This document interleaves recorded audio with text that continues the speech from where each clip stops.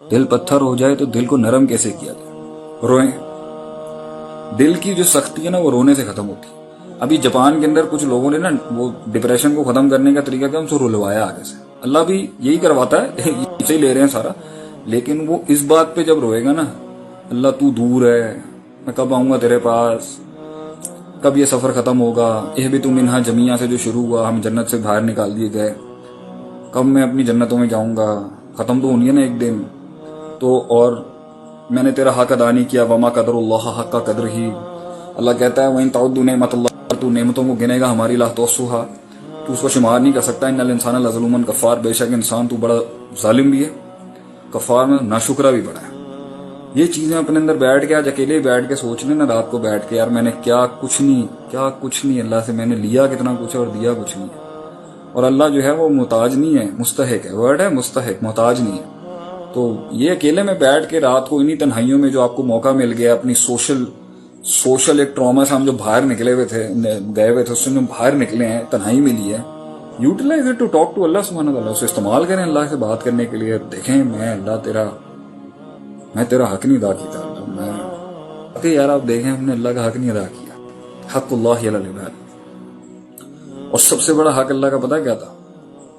میں اسے اپنے لحاظ سے اگر سمجھنے کی کوشش کروں، یہ جو شراکت داری ہوتی ہے نا، پارٹنرشپ، اس کے کچھ فارمز تو شریعت نے الاؤ کیے ہیں بزنسز کے اندر، اس کے اندر. مگر باپ میں پارٹنرشپ نہیں ہو سکتی، باپ ایک ہی ہوتا ہے. ہسبینڈ میں پارٹنرشپ نہیں ہو سکتی، اور بہت سی چیزوں میں پارٹنرشپ، کیونکہ وہاں ایک ہی ہوتا ہے. حکومت بھی ایک ہی چلائے گا، وہاں بھی پارٹنرشپ نہیں چلیں گی. وہ سارے اس کے سبارڈینیٹ ہوتے ہیں، وہ جو بھی ہوتا ہے حاکم ایک ہی ہوتا ہے. اللہ کو جو سب سے زیادہ چیز ناپسند ہے نا، کہ اللہ کا کوئی حق جو ہے نا اللہ کی ذات کے حوالے سے یا صفات کے حوالے سے انسان جو ہے نا وہ ادھر ادھر دے دے. اس سے بچنا چاہیے انسان. اس کو بہت زیادہ اس پر نا اللہ اس چیز کو بہت ناپسند کرتا ہے اور اسے ظلم کہتا ہے، ظلم عظیم کہتا ہے اللہ. تو پسند نہیں ہے، نشر کا ظلم عظیم. تو اللہ میں نے خود غیر دانستہ طور پہ انسان نے کہاں کہاں پر اپنے من کے سجدے دیے ہوتے ہیں، کہاں جھکا ہوتا ہے انسان، جہاں کہ اللہ کا بڑا تھا وہاں پر ہم نے اللہ کو بڑا نہیں رکھ دیا کسی اور چیز کو بڑا. اگر ہم اس چیز کو بھی صحیح کرنے کی کوشش کریں نا، یہ آفتیں ہم پر سے ٹوٹ جائیں گے. اللہ تو قرآن میں کہتا ہے وَلِيُبَدِّلَنَّهُم مِّن بَعْدِ خَوْفِهِمْ أَمْنًا، ہم خوف کے بعد تمہیں امن دے دیں گے. يَعْبُدُونَنِي وَلَا يُشْرِكُونَ بِي شَيْئًا. عبادت اس طرح کر، سبمیشن ایسے دے، سرویٹیوڈ ایسے دے، تذلل ایسے دے، جھکاؤ ایسا دے میرے آگے، مجھے سبمٹ کر ایسا کہ وہ سبمیشن کسی اور کے آگے نہیں ہوا. امید، خوف، رجا، محبت، توکل، انابت، حمد، اور جو ہے یہ اپنی زبان، اپنی تعریفیں، یہ گن گانے، یہ سارا مجھے دے دے. یہ اپنے اندر یہ سارے اپنے جسمانی حرکات، کسی کو بڑا اور خود کو چھوٹا مانا جاتا ہے نا، یہ مجھے دے دے صرف. اور آپ دیکھیں اللہ اس قوم پہ سے بنائے رکھا کر دیتا ہے.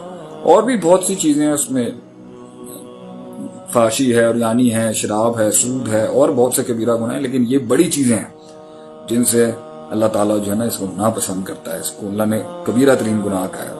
انہیں یہ شرک اور کفر تک لے جاتی ہے انسان کو، یہ اس طرح سے شراکت داری جو اللہ کے ساتھ ہے. تو اللہ کو یہ والا حصہ اللہ کا دیں اس کو، اللہ یہ ساری بلائیں اٹھا لے گا ہمارے اوپر سے. یہ توحید کی برکت ہے، یہ ایک اللہ کی طرف کمٹمنٹ کی برکت ہے.